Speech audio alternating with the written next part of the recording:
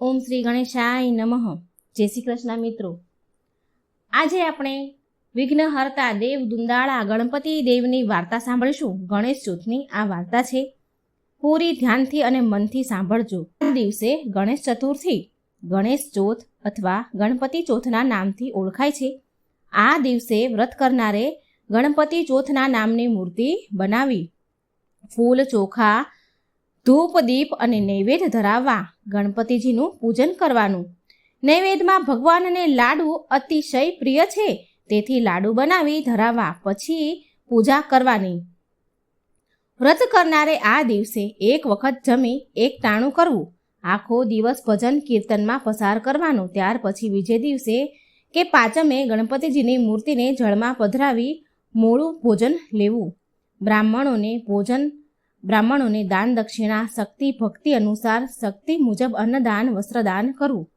ગણપતિ મહારાજ શંકર ભગવાનના અને મા પાર્વતીજીના પુત્ર કાર્તિક સ્વામીના ભાઈ છે. ઉંદરનું વાહન છે. રિદ્ધિ અને સિદ્ધિ તેમને વરેલી છે. કોઈ પણ સારો પ્રસંગ હોય, ધાર્મિક પ્રસંગો હોય તો ગણપતિ મહારાજની પહેલી પૂજા કરવી પડે.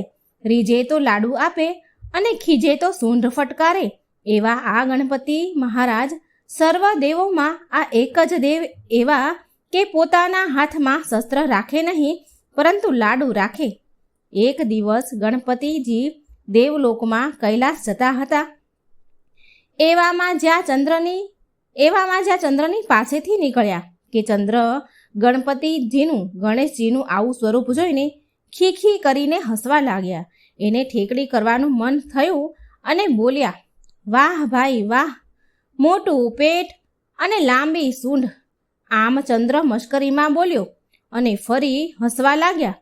પરંતુ ગણપતિ મહારાજ કાંઈ બોલ્યા નહીં અને આગળ ચાલવા લાગ્યા. ત્યાં તો પેલો ચંદ્ર ફરીથી ઠેકડી કરવા લાગ્યો. મશ્કરી કરે છે અને હસવા લાગ્યો ને બોલ્યા, એ દુંદાળા દેવ, આમ ઉંદરની સવારીએ ઠચુક જાવ છો તે ક્યારે કૈલાસ પર પહોંચશો? લ્યો કોઈ ઝડપી વાહન આપું. ગણપતિજી આ વખતે પણ શાંત રહ્યા. ઢીખળે ચડેલો ચંદ્ર પોતાનો વિવેક ચૂકી ગયો. વાણી કડવી વખ જેવી થઈ અને બુદ્ધિહીન થઈને બોલ્યો, બહાર તો આવા દેખાવ છો એ તો જાણ્યું, પરંતુ બોલતા પણ નથી. તે શું મૂંગા પણ છો? તમે મૂંગા પણ છો?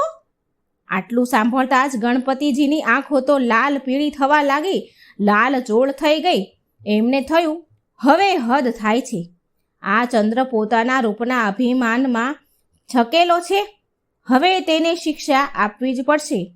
આમ વિચાર કરી ગણપતિ મહારાજ ક્રોધે ભરાઈને બોલ્યા, હે ચંદ્ર, તું તારા રૂપના અભિમાનમાં છકેલો છું, પણ યાદ રાખ, મારો તને શ્રાપ છે કે આજે ભાદરવા સુદ ચોથના દિવસે ત્રણેય લોકમાં વસનારા સર્વ કોઈ તારી સામે નહીં જુએ, અને કદાચ કોઈ જોશે તો તે મહા મુશ્કેલીમાં આવી પડશે. શ્રાપ સાંભળતા જ ચંદ્રનો ગર્વ ઓગળી ગયો. તેને થયું, અરર, આ તો મારાથી અવિવેક થઈ ગયો. અભિમાનમાં મેં વાણીનો સંયમ પણ રહ્યો નહીં. તે કાપવા લાગ્યા અને જ્યાં ગણપતિજીની સામે કાંઈ કહેવા જાય તો જુએ છે તો ગણપતિજી તો ક્યારનાય આગળ નીકળી ગયા. ચંદ્રને પસ્તાવો થવા લાગ્યો, પણ હવે શું થાય? ચંદ્રને એવી ભોઠપ લાગી કે તે છુપાઈ ગયો અને અંધકાર છવાઈ ગયો. અને અચાનક અંધકાર છવાવાથી ભારે અંધાધૂંધી ફેલાઈ. દેવ પણ ગભરાઈ ગયા. તેઓ ભેગા થઈને ભગવાન પાસે ગયા કે મહારાજ, ચંદ્રના શ્રાપનું કંઈ નિવારણ કરો. ભગવાન કહે, દેવતાઓ સાંભળો, આ તો ગણેશજીનો શ્રાપ છે, માટે તેમના સિવાય શ્રાપનું નિવારણ કોઈ ન કરી શકે. માટે આપ સર્વ ગણપતિજી પાસે જાઓ. વળી ગણપતિજી તમારા ઉપર ખુશ થાય તેવો કોઈ રસ્તો હું તમને બતાવું છું, તે સાંભળો. તમે બધા ચંદ્ર પાસે જઈને એને કહેજો કે ભાદરવો માસ બેસે એટલે સુદ એકમથી સુદ ચોથ સુધી ગણેશ ચોથનું વ્રત કરે અને એ વ્રતની વિધિ આ પ્રમાણે છે. સૌ પ્રથમ ગણપતિજીની સોનાની મૂર્તિ બનાવવાની. જો સોનાની ન બનાવો તો પરિસ્થિતિ કે સ્થિતિ પ્રમાણે કોઈ પણ ધાતુની બનાવવી, અને એ પણ શક્ય ન હોય તો ગણપતિજીની છબી લેવી. પછી એકમથી ચોથમાં જે દિવસે શુભ હોય તે દિવસે સારા ચોઘડિયામાં ગણેશજીની સ્થાપના કરવાની. પછી તેનું પૂજન કરવાનું, લાડુ નૈવેદ્ય ધરાવવા. પછી વાજતે ગાજતે એ દિવસે સાંજે ગણપતિજીની મૂર્તિને જળમાં પધરાવી એ દિવસે બ્રાહ્મણોને જમાડવા, દાન કરવું. આમ કરવાથી ગણપતિ મહારાજની કૃપા ચંદ્ર ઉપર થશે. ગણપતિ મહારાજ તેના ઉપર પ્રસન્ન થશે અને તેના શ્રાપનું નિવારણ પણ થઈ જશે. દેવતાઓના કહેવાથી ચંદ્રએ ગણેશ ચોથનું વ્રત કર્યું, વિધિ પ્રમાણે વ્રત કર્યું અને ગણપતિજીને પ્રસન્ન કર્યા. ગણેશજી તેના ઉપર પ્રસન્ન થયા. ચંદ્રએ ગણપતિજીની ક્ષમા માંગી ત્યારે ગણેશજીએ એની ઉપર કૃપા કરીને કહ્યું, હે ચંદ્ર, તું મારા શ્રાપથી મુક્ત નહીં જ થાય, પણ તે મારું વ્રત કર્યું છે તેથી હું તારા ઉપર પ્રસન્ન થયો છું અને તેથી હું તને આપેલા શ્રાપને હળવો બનાવું છું. આજથી જે મનુષ્ય ભાદરવા સુદ બીજના ચંદ્રનું દર્શન કરીને પછી સુદ ચોથના દર્શન કરશે તો તેને કોઈ પણ જાતની મુશ્કેલીઓ નહીં આવે, પણ ફક્ત સુદ ચોથના દિવસે જ દર્શન કરશે તો તેની મુશ્કેલીઓ આવ્યા વગર નહીં રહે. અને આજ પછી ભાદરવા સુદ ચોથના દિવસે વિધિપૂર્વક જે કોઈ મારું વ્રત કરશે તેના ઉપર હું પ્રસન્ન રહીશ અને તેના સંકટોનું નિવારણ કરીશ. હે ગણપતિ મહારાજ, આપનું વ્રત કરનારને, સાંભળનારને, કથા સાંભળનારને આપ જેવા ફળ્યા તેવા આજે અમો બધાને ફળજો. બોલો ગણપતિ મહારાજની જય. અંગારકી સંકટ ચોથની કથા. હે સમસ્ત જીવના દાતા ગણેશજી, તમને નમસ્કાર છે. સંકટોને દૂર કરનારા દેવ, આપને મારા નમસ્કાર હો. કૃષ્ણ પક્ષની ચતુર્થીના દિવસે ચંદ્રોદય સમયે પૂજનારા દેવ, આપને મારા નમસ્કાર છે. સૌને અંગારિકા ચોથની ખૂબ ખૂબ શુભકામનાઓ મિત્રો. જય શ્રી ગણેશ. અંગારકી સંકટ ચોથનો મહિમા વ્રત કથા સાંભળવા માત્રથી આપણને 21 ચોથનું પુણ્ય ખૂબ જ મળી જાય છે. 21 ચોથનું પુણ્ય મળે છે. માટે આજની ચોથ ખૂબ જ મહત્વની છે. તો અંત સુધી મિત્રો આ મારો વિડીયો જરૂર જોજો અને વિડીયો સારો લાગે તો લાઈક અને શેર પણ જરૂર કરજો. અને મિત્રો આપ ચેનલમાં નવા છો તો સબસ્ક્રાઈબ પણ જરૂર કરી લેજો. ભગવાન શ્રી ગણેશની આરાધના, ઉપાસના અને પ્રાર્થના કરવાનો અનેરો અવસર એટલે કે જેઠ મહિનામાં અને અન્ય મહિનામાં જે ચોથ આવે છે, જેમાં સુદ ચોથ અને વદ ચોથ બંને આવે છે, જેમાં એક વિનાયક ચોથ અને બીજી સંકટ ચોથ આવે છે. તો આ દિવસે આપણે આપણી યથાશક્તિ પ્રમાણે પૂજા કરીએ છીએ, ભગવાનને પૂજા આરાધના કરીએ છીએ, મંત્ર જાપ વગેરે કરીએ છીએ, જેથી આપણા પર શ્રી ગણેશજીની કૃપા અસીમ વરસતી રહે, એમના આશીર્વાદ આપણને મળે. ભગવાન શ્રી ગણેશ વિઘ્નહર્તા દેવ છે, સર્વ દુઃખ દૂર કરનારા દેવ છે. માટે તેમની કૃપાથી આપણા સુખ સમૃદ્ધિ ઘરમાં વધારો થાય છે. હંમેશા ઘરમાં શાંતિ અને પ્રેમ બન્યો રહે છે. અને જો એમાંય મંગળવાર અને સંકટ ચોથ હોય, અંગારકી ચોથ હોય તો સૌથી ઉત્તમ દિવસ ગણાય છે ચોથનો. આવો યોગ લગભગ વર્ષમાં 2 કે 3 વાર જ આવે છે. આ અંગારકી ચોથનું આટલું મહત્વ વિશેષ કેમ છે મિત્રો? આ સવાલ જો તમને હોય તો આના પાછળની એક શાસ્ત્રમાં કથા આપેલી છે, જે આ પ્રમાણે છે કે ભારદ્વાજ ઋષિ શ્રી ગણેશજીના પરમ ભક્ત હતા અને તેમના પુત્ર અંગારા ઋષિ પણ ભગવાન શ્રી ગણેશના ભક્ત બન્યા હતા. અને તેઓ માત્ર ભક્ત જ નહીં પરંતુ અનન્ય ભાવથી ભગવાન શ્રી ગણેશની ભક્તિ કરવા લાગ્યા. તેમની તપસ્યા અને ભાવ જોઈને ભગવાન શ્રી ગણેશ તેમના ઉપર પ્રસન્ન થયા અને વરદાન માંગવા કહ્યું. ત્યારે અંગારા ઋષિએ વિનમ્રતાથી કહ્યું કે હું આપના માત્ર દર્શન કરવા ઈચ્છતો હતો, માટે જ તમારી ભક્તિ કરું છું. ભગવાન શ્રી ગણેશ તો આ સાંભળીને વધારે પ્રસન્ન થયા, ફરી પ્રસન્ન થયા અને મંદ મંદ હસ્યા અને કહ્યું કે આજે કૃષ્ણ પક્ષની ચતુર્થી અને મંગળવાર છે અને જ્યારે આવો સંયોગ થશે ત્યારે એ ચતુર્થીનું નામ અંગારકી સંકષ્ટી ચતુર્થી હશે. જે કોઈ ભક્ત આજના દિવસે વ્રત કરશે, મારી પૂજા કરશે, આરાધના કરશે અને રાત્રે ચંદ્ર દર્શન કરીને પારણા કરશે તો હું એના દરેક સંકટને દૂર કરીશ. એવું અંગારા ઋષિને વચન આપ્યું હતું અને એટલા માટે જ તે દિવસથી લઈને આપણે ત્યાં અંગારિકી સંકટ ચતુર્થીનું વ્રત કરવામાં આવે છે. આજના દિવસે વિશેષ ઉઠીને સવારે ઉઠી સૂર્યોદય પહેલા ઉઠી સ્નાન આદિ પરવારી સૂર્યનારાયણને જળ અર્પણ કરીને આપણા સહુના ઘરમાં ભગવાન શ્રી ગણેશનો ફોટો તો હોય જ છે, તો તેની પૂજા કરવી, ભગવાન શ્રી ગણેશને સ્નાન કરાવવું, જનોઈ પહેરાવી, વસ્ત્ર પહેરાવા, તેમને ફૂલ અર્પણ કરવા, દુર્વા અર્પણ કરવાના, પ્રસાદમાં લાડુનો ભોગ ધરાવવો, મોદક ધરાવવા અને જો લાડુનો પ્રસાદ ન તમે ધરી શકો તો અન્ય કોઈ પણ સૂકા મેવા કે અન્ય પ્રસાદ પણ ધરી શકાય છે. પણ એક વાતનું મિત્રો ખાસ ધ્યાન રાખવું કે ભગવાન શ્રી ગણેશની પૂજામાં તુલસીજીનો ઉપયોગ ક્યારેય કરવો નહીં તથા પૂજા કરતી વખતે કાળા રંગના વસ્ત્ર પણ પહેરવા નહીં. બની શકે તો ગણેશ ભગવાનના મંત્રના જાપ આ દિવસે જેટલા બની શકે એટલા કરવા, જેટલી તમારા શક્ય હોય એટલી માળા કરો તો વધુ ઉત્તમ છે. ઓમ ગંગ ગંગ ગણપતિએ નમઃના જરૂર મંત્રના જાપ કરવા. ભગવાન શ્રી ગણેશને ઘી ગોળ અતિ પ્રિય છે, માટે ઘી ગોળનો પ્રસાદ પણ ધરવો. કહેવાય છે કે જેની કુંડળીમાં મંગળ ભારે હોય, નબળો હોય તો તેને અંગારકી ચોથનું વ્રત કરવું જોઈએ, જેથી તેમને ઉત્તમ ફળ મળે અને તેની કુંડળીમાં રહેલો મંગળ દોષ ભગવાન શ્રી ગણેશના આશીર્વાદથી તે દૂર થઈ જાય. આજના દિવસે પૂજા ઉપરાંત આ ચોથની કથા સાંભળવાની પણ ખૂબ મહિમા છે. ભગવાન શ્રી ગણેશના પાઠ કરવાના, મંત્ર જાપ કરવા, સવાર સાંજ કોઈ પણ સમયે ભગવાન ગણેશજીના મંદિરે દર્શન કરવા બની શકે તો જવું જોઈએ. રાત્રે ચંદ્રોદય થાય તે સમયે ચંદ્રમાના દર્શન કરવા. જ્યારે પણ ચંદ્ર દર્શન થાય ત્યારે ચંદ્રદેવને અર્ધી આપવી અને અર્ધી આપતી વખતે એ ખાસ ધ્યાન રાખવું કે અર્ધી આપતી વખતે એ જળ આપણા પગ પર પડે નહીં, કારણ કે આ ખૂબ જ પવિત્ર જળ છે.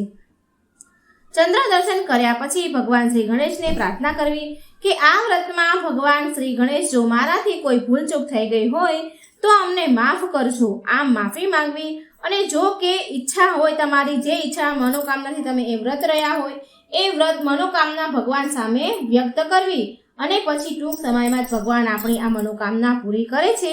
આટલું બધું આ વ્રતનો પ્રભાવ છે, મહિમા છે. અંગારિકા ચોથ સવારે સૂર્યોદયથી લઈને સાંજે ચંદ્ર દર્શન સુધી આનું વ્રત કરવાનું હોય છે. આખો દિવસ કંઈ ખાવાનું હોતું નથી, માત્ર ફળ, ફ્રૂટ, સૂકો મેવા, ફરાહાર વગેરે ખાઈ શકાય છે, પરંતુ અનાજ આ દિવસે લેવામાં આવતું નથી. ઘણા લોકો તો આ વ્રત મીઠા વગરનું ખાઈને પણ કરે છે, મીઠા વગરનું ફરાળ કે એવું કંઈ ખાઈને કરે છે. પણ જેવી તમારી વ્રત રહેવાની શક્તિ હોય એમ શ્રદ્ધા પ્રમાણે ભાવથી વ્રત રહી શકાય છે. માત્ર અનાજ ખાવું નહીં. ચંદ્ર દર્શન કર્યા બાદ જ એક ટાણું કરવામાં આવે છે. એક ટાણામાં અનાજ ચંદ્ર દર્શન બાદ જ લેવાય છે. આ વાતનું ખાસ ધ્યાન રાખવું. તો આવી રીતે આપણા શાસ્ત્રમાં જેઠ માસની સંકટ ચોથ, અંગારકી સંકટ ચતુર્થીનું મહાત્મય કહેલું છે.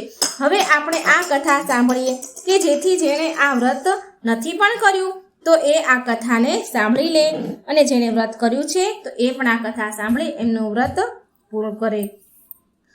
હવે આપણે આ કથા સાંભળીએ તો મનમાં ભગવાન શ્રી ગણેશનું નામ લઈને આ કથા સાંભળજો. બોલો શ્રી ગણપતિ ગજાનંદ મહારાજની જય. દયાદેવ નામના એક બ્રાહ્મણની આ કથા છે.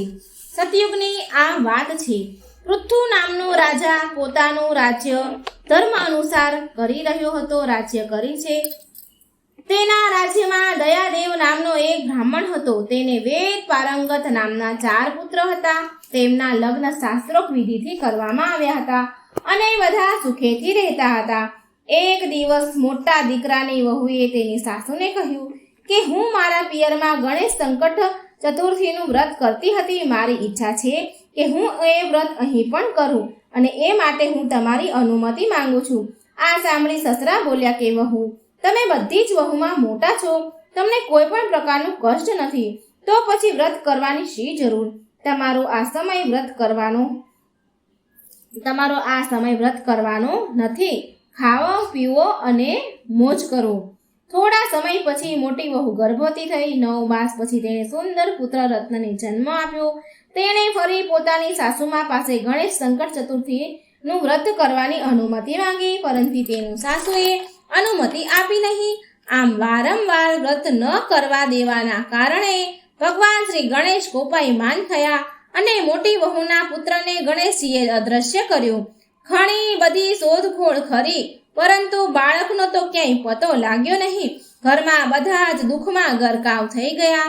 આ સમયે મોટી વહુએ પોતાના સાસુ સસરાને કહ્યું કે મેં તમને વારંવાર શ્રી ગણેશજીનું સંકટ ચતુર્થીનું વ્રત કરવાની અનુમતિ માંગી હતી, પણ તમે બંનેએ મારી વાત માની નહીં અને એટલે જ ભગવાન શ્રી ગણેશ આપણા ઉપર કોપાયમાન થયા છે અને મારા પુત્રને અદ્રશ્ય કર્યો છે. હવે તમે મને સંકટ ચતુર્થીનું વ્રત કરવાની અનુમતિ આપો તો હું વ્રત કરું કે જેથી મારો પુત્ર મને પાછો મળે. દુઃખમાં ડૂબેલા સાસુ સસરાએ પોતાની પુત્રવધૂને ગણેશજીનું વ્રત કરવાની મંજૂરી આપી. આથી હવે દર માસે વદ પક્ષની આવતી સંકટનાશક ગણેશ ચોથનું મોટી વહુ વ્રત કરવા લાગી. આ સમયગાળામાં એક વૃદ્ધ દુર્બળ બ્રાહ્મણ તેમને ત્યાં ભિક્ષાર્થે આવ્યા અને કહેવા લાગ્યા કે હું ઘણા દિવસથી ભૂખ્યો છું. ભૂખને કારણે મારાથી ચાલી શકાતું નથી, માટે મોટી વહુએ આ ભૂખ્યા બ્રાહ્મણને પ્રેમથી જમાડ્યા અને વસ્ત્રાદિનું દાન કર્યું. આથી બ્રાહ્મણ બહુ પ્રસન્ન થયા અને બોલ્યા કે દીકરી, તારે જે જોઈએ તું મારી પાસે માંગી લે. હું બ્રાહ્મણ વેશધારી ગણેશ છું અને હું તારી પરીક્ષા લેવા માટે અહીં આવ્યો છું. બ્રાહ્મણની વાત સાંભળીને મોટી વહુ કહેવા લાગી કે હે વિઘ્નેશ્વર ગણેશજી, જો આપ મારા ઉપર ખરેખર પ્રસન્ન થયા છો તો મારો ખોવાયેલો પુત્ર મને પાછો મળે તેવું કરો. પછી બ્રાહ્મણ બોલ્યા, હે પુત્રી, તું જેવું ઈચ્છે છે એવું જ થાવું. અને આટલું કહીને બ્રાહ્મણ રૂપધારી ગણેશજી અદ્રશ્ય થઈ ગયા. થોડા દિવસ પછી કોઈ વટે માર્ગુ દયાદેવનું ઘર પૂછતા આવ્યા. તેની સાથે એક બાળક પણ હતું. વટે માર્ગુએ દયાદેવને આ બાળક વિશે પૂછપરછ કરી ત્યારે દયાદેવ પોતાના પૌત્રને ઓળખી ગયા અને છાતીએ લગાવી દીધો. પોતે ગદગદ થઈ ગયા અને ઘરના બધાને એકદમ ભેગા કરી પુત્ર પૌત્ર મળ્યાની જાણકારી આપી. ઘરના બધા આનંદિત થયા અને સંકટનાશક ગણેશજીને નતમસ્તક મનોમન પ્રણામ કરવા લાગ્યા. પછી ઘરના કુટુંબના દરેક વ્યક્તિ દર માસે આવતી સંકટ ચતુર્થીનું વ્રત કરવા લાગ્યા. અને જ્યારે આ બાબતની જાણ જ્યારે આડોશ પાડોશમાં બધાને થઈ ત્યારે તે લોકોએ પણ આ સંકટ ચોથનું વ્રત કરવા લાગ્યા. હે ભગવાન શ્રી ગણેશ, આપ જેવા મોટી વહુને ફળ્યા, દયાદેવ અને તેના પરિવારને ફળ્યા, એવું જ તમારું આ વ્રત કરનાર, વ્રત કથા સાંભળનાર, વાંચનાર, લખનાર અને આ વિડીયો જોનાર સાંભળનાર સર્વને ફળજો એવી અમારી તમને પ્રાર્થના છે. બોલો શ્રી ગજાનંદ મહારાજની છે. આપણે ગણપતિ દાદા અને 3 ડોશીમાની વાર્તા સાંભળીશું. ખૂબ સરસ મજાની વાર્તા છે. આ ગણપતિજીના તહેવારમાં ગણપતિજીની દાદાની વાર્તાઓ જરૂર સાંભળજો મિત્રો. એક સમયની વાત છે. એક ગામમાં સરલા નામના એક ડોશીમા રહેતા હતા. તે ડોશીમા ભગવાન ગણેશની બહુ પૂજાપાઠ કરતા હતા, બહુ ભક્તિ કરતા હતા. સરલા ડોશીમાને 2 દીકરા હતા. બંને દીકરા એના ઘરે બારે સુખી હતા. દીકરા બહુ સુખ શાંતિથી રહેતા હતા, પોતપોતાના ઘરે ખુશ હતા. સરલા ડોશીમાની બસ એક જ ઈચ્છા હતી કે તેમના મૃત્યુ પહેલાં તેમને ભગવાન ગણેશના દર્શન થાય. તે આ ભાવથી, ભક્તિભાવથી રોજ ગણપતિજીને પ્રાર્થના કરતા, પૂજાપાઠ કરતા, મંદિરે દર્શન કરવા જતા. એકવાર ડોશીમા મંદિરમાં ભગવાન ગણેશના દર્શન કરી રહ્યા હતા અને તે સમયે ત્યાંથી એક સાધુ બાબા ત્યાંથી નીકળી રહ્યા હતા. તે સાધુ મહારાજે આ ડોશીમાની પ્રાર્થના કરતા જોયા. એમની પ્રાર્થના સાંભળી. તે સરલા ડોશીમા ભગવાનને કહી રહ્યા હતા, પ્રાર્થના કરી રહ્યા હતા કે ગણેશજી, હે પ્રભુ, મારા ઉપર કૃપા કરો. મારા મૃત્યુ પહેલાં, મારા મરતા પહેલાં હું તમારા દર્શન કરવા માંગુ છું. બસ ભગવાન, મારી આ છેલ્લી ઈચ્છા છે, પૂરી જરૂર કરો, પૂરી કરી દો. આમ પ્રાર્થના કરી રહ્યા હતા અને પેલા સાધુ મહારાજે આ સાંભળ્યું. એટલે તે સાધુ મહારાજ ડોશીમાને કહેવા લાગ્યા કે માં, જો તમારે મોક્ષની પ્રાપ્તિ કરવી છે અને પ્રભુ ગણેશના દર્શન કરવા છે, તમે દર્શન કરવા માંગો છો, તો તમારે તીર્થયાત્રા કરવી જોઈએ. ભગવાન ગણેશના બધા જ મંદિરોમાં જઈને દર્શન કરવા જોઈએ. પ્રભુને પામવા માટે પ્રભુને સમર્પિત થવું જ પડે છે, ત્યારે પ્રભુ મળે છે. આ સાંભળી ડોશીમા બોલ્યા, જો આવું હોય ને તો હું ગણપતિજીના બધા જ મંદિરોમાં જઈને દર્શન કરીશ. દર્શન કરવા માટે હું જરૂર જઈશ, જો મને ભગવાન દર્શન આપે તો. પછી સરલા ડોશીમાએ તેમના છોકરાને તેમને યાત્રામાં જવું છે એવી ઈચ્છા જગાવી એવું કહ્યું. એટલે તેમના છોકરાઓએ રાજી ખુશીથી તેમને માતાને, તે સરલા ડોશીમાને યાત્રામાં જવાની તેણે બધી જ વ્યવસ્થા કરી આપી. બધું જ સરસ મજાની વ્યવસ્થા કરી અને એમના છોકરાઓ એમની માને કહે છે કે લો માં, આ તમારી તીર્થયાત્રાની ટિકિટ છે. તમે શાંતિથી રાજી ખુશીથી તીર્થયાત્રામાં જાઓ અને પ્રભુના દર્શન કરો. સરલા ડોસીમાનો બીજો દીકરો બોલ્યો, માં, તમે એકલા યાત્રામાં કેવી રીતે જશો? કેવી રીતે કરશો? શું અમે કોઈ તમારી સાથે આવીએ માં? સરલા ડોસીમાં બોલ્યા, ના ના ના મારા વાલા દીકરાઓ, તમે અહીં રહી તમારા પરિવાર અને બાળકોને સંભાળો, તમારી ઘર ગૃહસ્થીને સંભાળો. હું શાંતિથી યાત્રા કરી આવીશ. તેમની વહુ બોલી, માજી, અમને તમારી બહુ યાદ આવશે. તમે જલ્દી આવજો અને અમે તમારી વાટ જોઈશું. પછી સરલા ડોસીમાં તેમના દીકરાઓને ગળે મળીને ખુશ થયા, ખૂબ વાલ કર્યો, જેમ કે જ્યારે ફરી ક્યારે પાછા આવવાના જ નથી. તેમ એ બધાને ગળે મળ્યા. ઘરના બધા સભ્યોને હળી મળીને એ ગયા. પછી યાત્રામાં જવા નીકળી ગયા.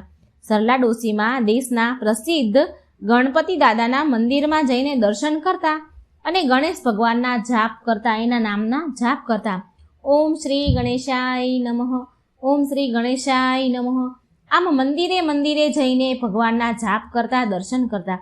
આમ શહેરોના મંદિરના દર્શનો માટે જાય છે. એકવાર સરલા ડોશીમાં બીજા કોઈ મંદિરના દર્શન કરવા માટે નીકળે છે, જાય છે, ત્યારે બહુ વરસાદ આવે છે. એ મંદિરે પહોંચી જ ગયા હોય છે.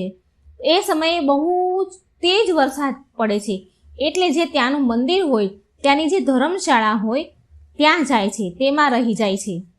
ધર્મશાળામાં રહે છે.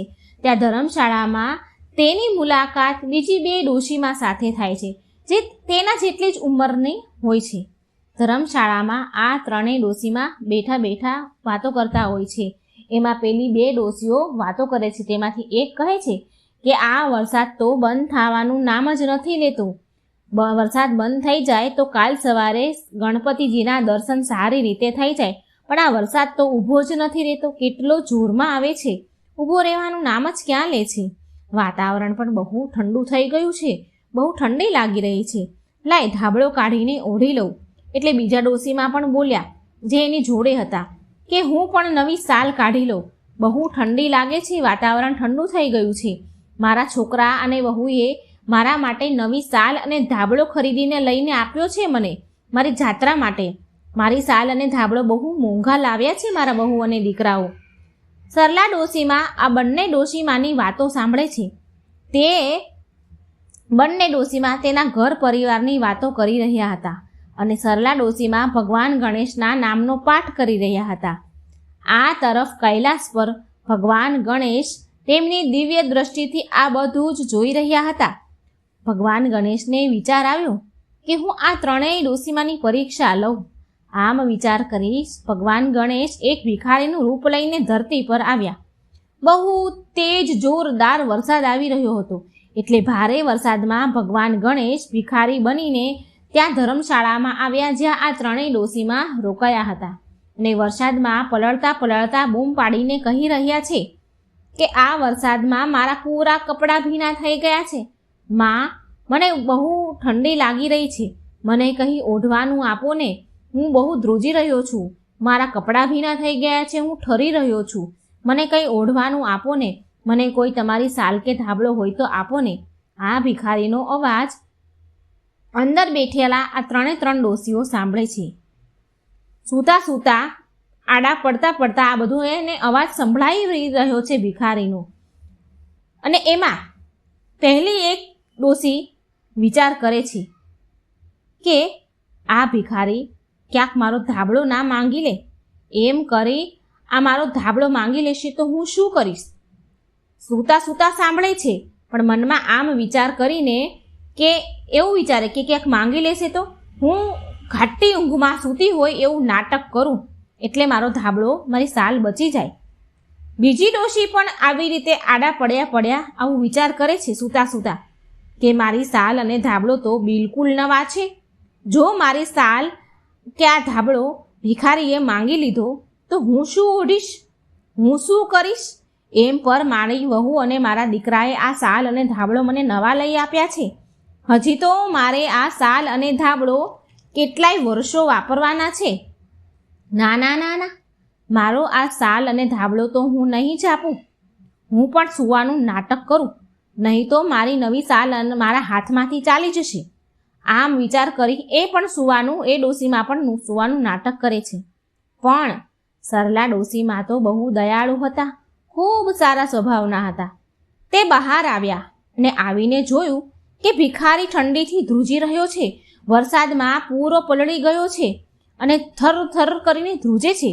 એટલે તેણે સરલા ડોશીમાએ ભિખારીને કહ્યું કે બેટા, ચિંતા ના કર, મારી પાસે સ્વેટર અને શાલ બંને છે, હું સ્વેટર પહેરી લઈશ, તું મારો આ ધાબળો લઈ જા. એમ પણ મારી જાત્રાનો અહીં છેલ્લો દિવસ છે આજે, કાલનું કાલે જોયું જશે.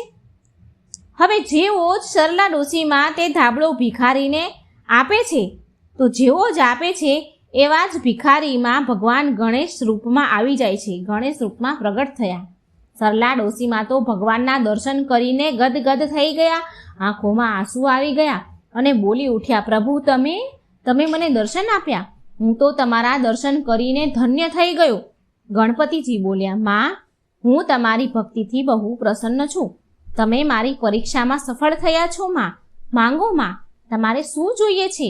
સરલા ડોશીમાં બોલ્યા, પ્રભુ, બસ મારી એક જ ઈચ્છા હતી, તમારા દર્શન કરવાની, જે તમે મને દર્શન આપીને પૂરી કરી દીધી. હવે મારી કોઈ ઈચ્છા નથી, પ્રભુ મને તમારા ચરણોમાં સ્થાન આપો. આમ કહીને સરલા ડોશીમાં ભગવાન ગણેશના પગે લાગવા માટે આવે છે. જેવા જ ભગવાનને ગણપતિ દાદાને પગે લાગે છે તેવા જ તેના પ્રાણ ઉડી જાય છે. તેમને લેવા માટે સ્વર્ગમાંથી વિમાન આવ્યું અને તે વિમાનમાં ગણપતિજી અને ડોશીમાં બેઠા અને સ્વર્ગલોક ચાલ્યા ગયા. બીજા દિવસે સવારે ડોશીમાં પડ્યા હતા, જ્યાં એનું શબ પડ્યું હતું, તે ડોશીમાં પાસે પેલા બે ડોશીમાં આવે છે જે અંદર હતા. તે આ ડોશીમાને જગાડવાની ખૂબ કોશિશ કરે છે, પણ ડોશીમાં તો ભગવાન ગણપતિજીમાં વિલીન થઈ ગયા હતા. માત્ર તેનું નશ્વર શરીર જ ધરતી પર રહ્યું હતું. ડોશીમાની આત્માને તો મોક્ષ મળી ગયો હતો. આસપાસના લોકોએ પણ આ ડોશીમાને જોયા અને બોલ્યા, આ માજી તો ભગવાનના ઘરે ચાલ્યા ગયા છે. પછી પેલી બે ડોશીઓ મંદિરના દર્શન કરીને પોતપોતાને ઘરે ગઈ અને સરલા ડોશીમાના વહુ અને દીકરાએ તેની માતાના અંતિમ સંસ્કાર કર્યા. તેમના દીકરાઓ જાણતા હતા કે તેમની માતાની આત્માને ભગવાન ગણેશે મોક્ષ પ્રદાન કરી દીધો છે. તો મિત્રો, આ હતી સરસ મજાની ગણપતિજી અને ડોશીમાની વાર્તા. જો મારી વાર્તા સારી લાગે તો મારી ચેનલને લાઇક, સબસ્ક્રાઈબ અને શેર જરૂર કરજો. કોમેન્ટ બોક્સમાં ગણપતિજીનું નામ જરૂર લખજો. જય શ્રી કૃષ્ણ, રાધે રાધે, થેન્ક યુ. ગણપતિજી અને એક ગરીબ સ્ત્રીની આ વાર્તા છે. એક સમયની વાત છે. એક વિમળા નામની એક ગરીબ સ્ત્રી રહેતી હતી ગામમાં. તે બહુ ઈમાનદાર અને સારા સ્વભાવની હતી. પણ કહેવાય છે ને કે પૂર્વજન્મના કર્મના ફળ તો ભોગવવા જ પડે છે. તે ગરીબ સ્ત્રીના જીવનમાં બહુ અપાર દુઃખ હતા. તે સ્ત્રીનો પતિ હંમેશા બીમાર રહે. વિમળાને 4 છોકરા હતા. ઘરની બધી જ જવાબદારી, ખર્ચ બધું જ વિમળા પર હતું. વિમળા બિચારી વાંસના ટોપલા અને વાંસના પંખા બનાવીને વેચતી હતી. ઘણીવાર પૈસા મળે તો જમવાનું બને ઘરમાં, નહીં તો ભૂખ્યા સૂવું પડે. કોઈ વાર ચૂલો જગે અને કોઈ વાર ન પણ જગે. આટલી ગરીબી અને અપાર દુઃખ. એકવાર વિમળા વાંસનો ટોપલો અને વાંસના પંખા વેચવા માટે એક શેઠની ઘરે ગઈ.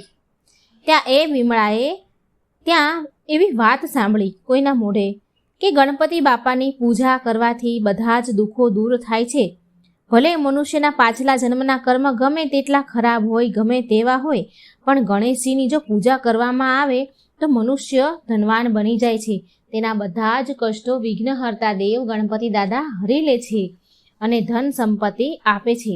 ગણપતિજીની પૂજાનો આટલો બધો મહિમા સાંભળીને વિમળાએ મનમાં નિર્ણય કરી લીધો કે ગણપતિજીની મૂર્તિ લાવવા માટે તે વિમળા દિવસ રાત ખૂબ મહેનત કરવા લાગી.